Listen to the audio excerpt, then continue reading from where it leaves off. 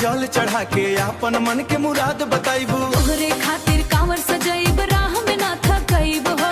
हर कदम पे भोलेनाथ के नाम बम बम बोलत जाइब हो। पिया जी धीरे धीरे चलिहा, कांवर ना डगमग होखे। तोहरा संग जब नगरी मनवा खुशी से झूमे। तोहर हाथ पकड़ के सजनी देव घर के राह धरी, भोले बाबा के दरबार में जाके दुनिया भर के सुख मांगी।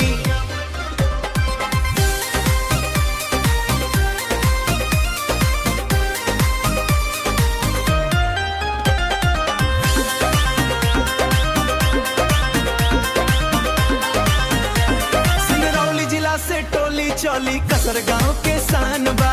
ओम प्रकाश के गीत बजेला, आज माहौल महान बा। कसर गांव से कंवरिया निकले, गूंजे बम बम बोलो। डीजे पर जब गाना बाजे, नाचे सारा टोली डोल। सिंगरौली से देवघर जाइबा, भोले के दरबार में। कंवरिया जाके भीड़ में नाची बम बम के जयकार में। पिया के संगे बोल बम जाइबा, मनवा में अरमान